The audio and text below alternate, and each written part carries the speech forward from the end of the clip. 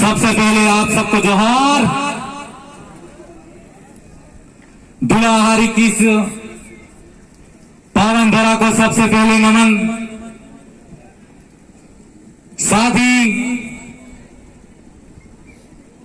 हमारे मंच पर विराजमान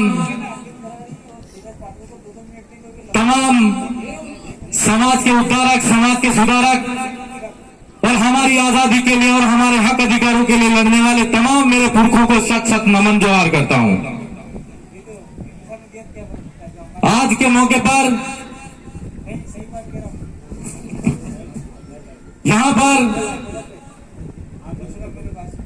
चिंतन शिविर के माध्यम से जो कार्यक्रम आयोजित किया जा रहा है,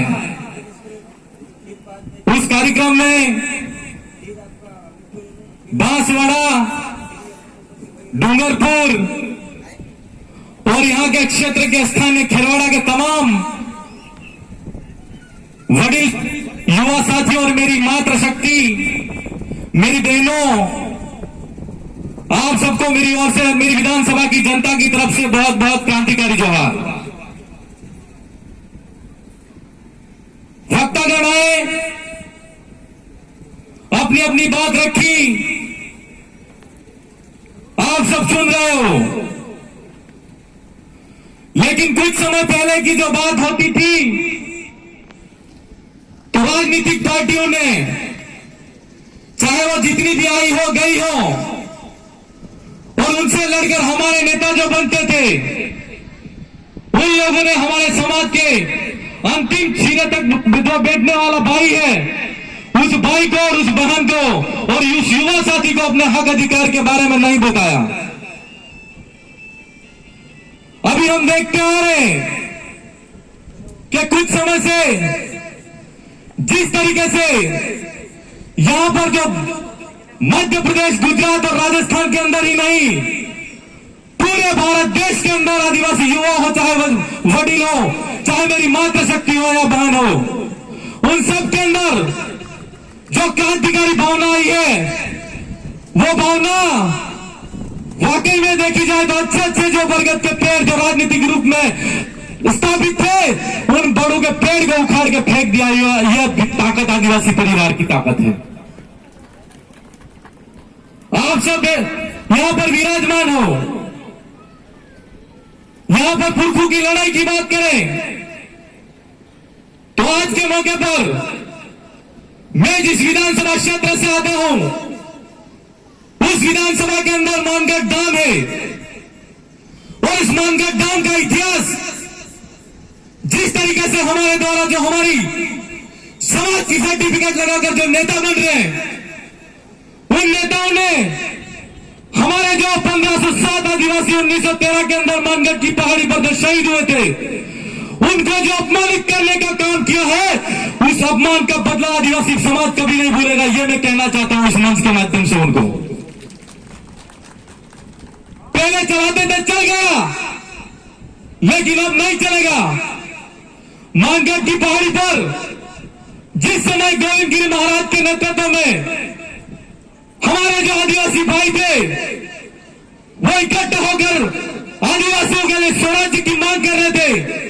तो अंग्रेजी हुकूमत ने वहां पर चढ़ाई करके अंग्रेजों ने गोली मारी थी। तो हम जो मन्नालाल जी रावत सांसद है, उन्होंने परसों एक स्टेटमेंट दिया कि एनसीईआरटी की पुस्तक के अंदर जो आदिवासी समाज का जो इतिहास लिखा जा रहा है, उसमें परिवर्तन होना चाहिए। मैं आज समाज की जादू और चिंतन शिविर के माध्यम से उनको कहना चाहता हूं, और सोशल मीडिया, व्हाट्सएप के माध्यम से या मीडिया के जो साथी हैं, वो यहां पर छापे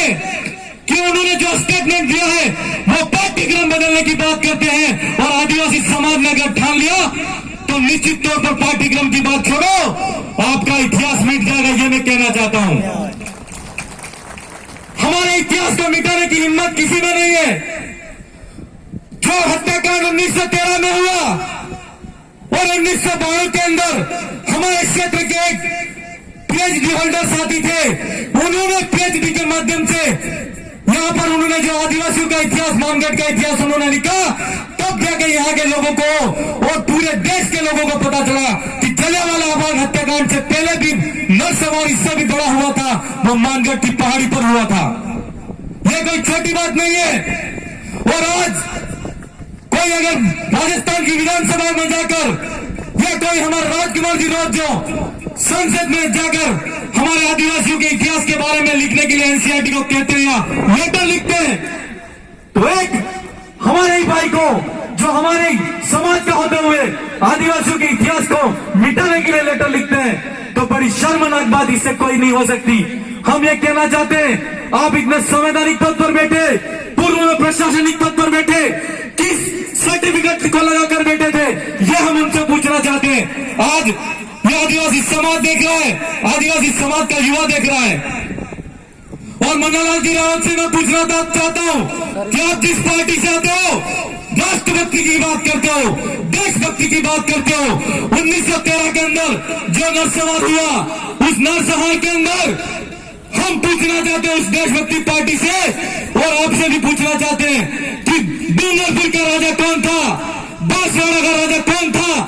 और राम संतरामपुर का राजा कौन था, यह हम आपसे पूछना चाहते हैं। जब हत्याकांड हुआ तो वहां पर जो फौज लगी थी वो मेवाड़ पीलखोर, उस मेवाड़ पीलखोर की स्थापना किसने की थी, राजपूत रेजिमेंट जो बना था, राजपूत रेजिमेंट कौन था, यह पूछना चाहते हैं। और आज जिस देशभक्ति की आप बात करते हो, और आदिवासियों तो जिस आप देशभक्ति की बात करते हो, उस आदिवासी तो उस देशभक्ति से पहले भी लड़ाई लड़ने वाला आदिवासी समाज है। और आज हम हमारे समाज का जो इतिहास लिखा जा रहा है और हमको देशभक्ति का पाठ पढ़ा रहे हो, सोचने वाली बात है मेरे भाइयों। आज जिस तरीके से नागपुर से सेंटर चलता है और उस सेंटर से उस पाठशाला से वो पढ़कर निकले हैं, तो वो उनके ही पाठ्यक्रम की बात करेंगे, चाहे वो विधानसभा की बात हो, चाहे लोकसभा की बात हो। जो उस पार्टी से आता है वो मात्र आरएसएस की जो विचारधारा की बात करता है, वो आदिवासी समाज की विचारधारा की बात नहीं करता है। आज हम इस मौके पर कहना चाहते हैं कि आज हमारे इतिहास के बारे में अगर छेड़छाड़ी करने की बात करते हैं, तो राजस्थान की सरकार को भी कहना चाहते हैं कि राजस्थान की विधानसभा जब चले तो आदिवासियों का जो इतिहास लिखा जा रहा है उसको एक अक्षर को भी मिटा के देख लेना, हम संसद के अंदर क्या करते हैं और विधानसभा के अंदर क्या करते हैं, आपको पता चल जाएगा। आप सब तमाम साथी बैठे, इस मौके पर मैं जागरूकता के माध्यम से एक बात और कहना चाहता हूं कि इस धुलाहारी की पावन रात के अंदर ये ऊंचे ऊंचे जो पहाड़ दिख रहे हैं, ये जो हसीन वादियां दिख रही है, उन हसीन वादियों को आप देख रहे हो। वहां पर रहने वाला जो आदिवासी समाज है, वो युगों युगों से रहने वाला समाज है, यह इतिहास कहता आया है। आज के इस मौके पर आप सबसे मेरा कहना है कि जिस तरीके से फॉरेस्ट एक्ट के नाम से सरकार आदिवासियों की जमीन पे कब्जा करना चाहती है, तो उस फॉरेस्ट एक्ट के अंदर एक प्रावधान दिया हुआ है 2006 के अंदर वन संरक्षण अधिनियम और वनाधिकार अधिनियम जो बना, उसके अंदर संशोधन बिल आया, और उस बिल के अंदर यह आया कि जहां जहां पर आदिवासी इलाका है, उस आदिवासी इलाके के अंदर वनाधिकार अधिनियम की धारा 4 के अंदर जो आदिवासी भाई रहता है, उस आदिवासी भाई को जहां पर फॉरेस्ट लैंड के नाम से अगर सरकार ने जमीन अधिग्रहित कर रखी है, उस जमीन के अंदर पट्टा आवेदन करने का अधिकार आदिवासियों को है। मैं आज सब तमाम साथियों से कहना चाहता हूं कि इस क्षेत्र के अंदर फॉरेस्ट एक्ट की बात तो हो ही रही है, लेकिन अनुसूचित इलाके की भी बात होनी चाहिए। संविधान का जो अनुच्छेद 244 है, उस अनुच्छेद के अंदर पैसा एक्ट लागू है, और पैसा एक्ट के माध्यम से एक प्रावधान लागू है जिसको हम कहते हैं ग्राम सभा। और मैं आपको इस माध्यम से यह कहना चाहता हूं कि गांव गांव के अंदर आज अब तक आपने अगर इस पावर को नहीं समझा है, या आपके जो सरपंच है या प्रधान है उसने भी अपनी ताकत को नहीं समझा है, तो आप ग्राम सभा के माध्यम से ऐसा प्रस्ताव पास कराओ, ऐसा प्रस्ताव बनाओ कि एफआरसी की जो रिपोर्ट होती है, जो कमेटी होती है, वो जो आपकी जो संबंधित उपखंड स्तरीय की जो कमेटी होती है उसको प्रस्ताव देगी, और उस प्रस्ताव के माध्यम से जो ये हसीन वादियां और जो पहाड़ दिख रहे हैं वो आदिवासियों के पहाड़ है। जो फॉरेस्ट एक्ट के नाम से जमीन जो सरकार अधिग्रहित करना चाहती है,